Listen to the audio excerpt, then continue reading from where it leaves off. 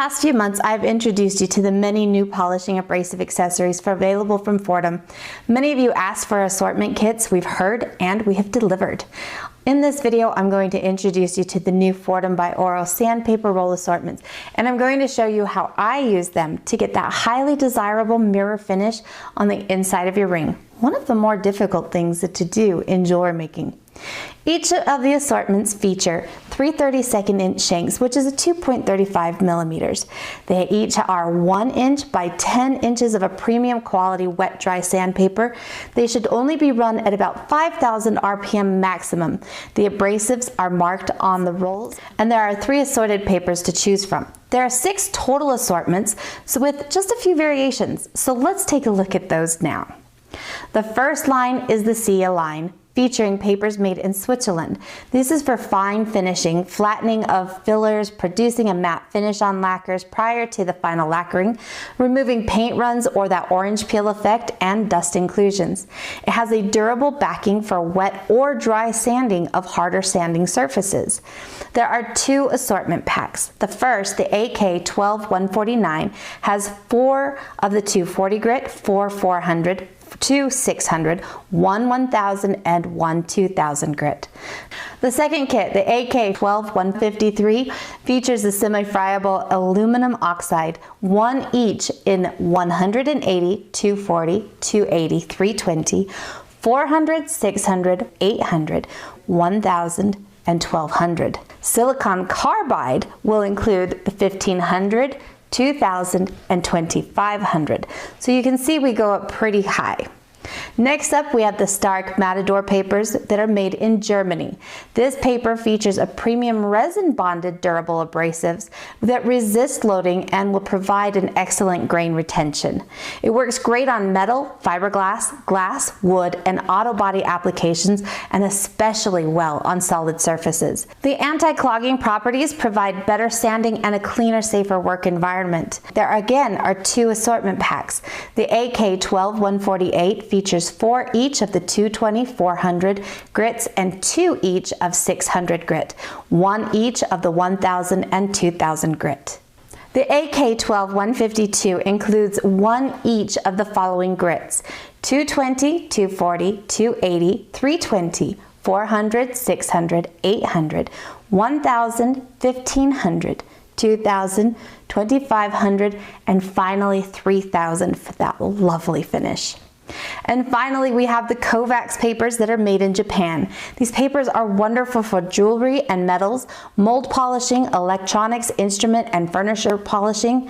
They feature a durable backing with an aluminum oxide grain for wet dry sanding of harder surfaces. Once again, there are 2 assortment packs. The AK-12-151 features 4 each of the 240 and 400, 2 of the 600, and 1 each of 1000 and 2000 grits. The second is the AK-12-154, and it also includes 1 each of 180, 220, 240, 320, 400, 600, 800, 1000, 1200, 1500, and finally 2000. So why do we have 2 different assortment kits for each of these different items? Well, there's a couple different thoughts on that. One, if you don't actually know where to start or what you're going to be using, I highly suggest the kit that has 1 each of the different grits. That way, as you begin to use those, you will figure out which ones you are using more of, and then you can go back and order just those. The second one we have populated with the items that we think you are going to use most based on the usage of other artists just like you. Now here in my studio, while I use all of the assortments, depending on what I'm working on, I lean more towards the Stark Matador and the Kovacs papers, as they do really well with the metals that I use when I make my jewelry. So in the case of this example, here I have a sterling silver ring. This ring gets worn all the time, so it definitely needs to have a little bit of touch up. So let's take a look and see how we're going to take the inside of this ring, which currently has a fairly matte finish, and make that baby shine. Now, anytime you work with a micromotor or a flex shaft or any of these types of accessories, safety first. Make sure you're wearing your safety goggles, a mask, and if you happen to have long hair, make sure you take the time to pull that back. Now in this case, I have a sterling silver ring. Like I said, this gets worn quite a bit, so there's a little bit of wear on that.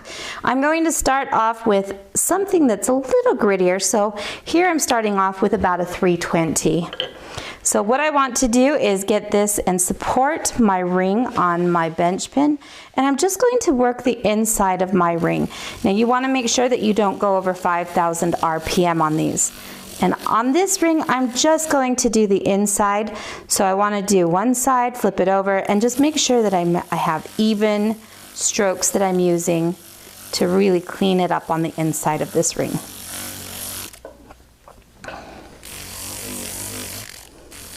Once I'm happy that everything looks fairly even and smooth, I will progress to the next finer grit. So I'll move down to the next grit, which is about 400, and I'm just going to work my way through each of these different grits.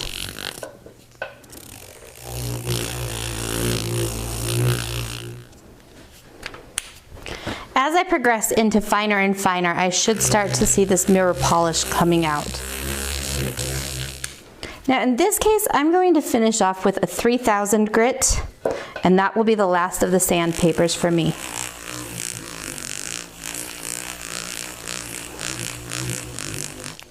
And at this point, I will have a nice pre-polish.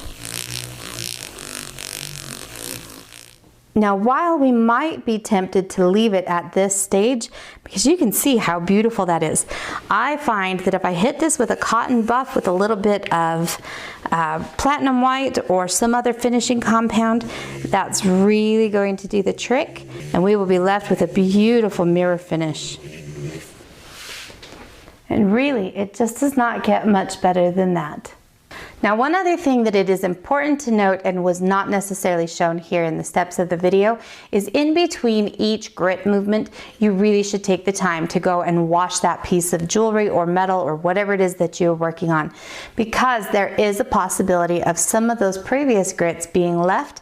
And if you have that, they are larger than the next particle size down, and that can impede having a very high finish. Now, after we're done working with one of these and we've used it beyond its capabilities, all we need to do is simply come in and tear this off like that, and we are left with a new roll ready to go. So I hope this helps answer some of the questions you may have on using the sandpaper rolls. I love them in my studio, and I'm sure you're going to like them in yours too. As always, if you have any questions, just be sure to drop us a line at foredom.net, or you can leave them down here in the comments in the video. These are available now at any of the places that sell Foredom.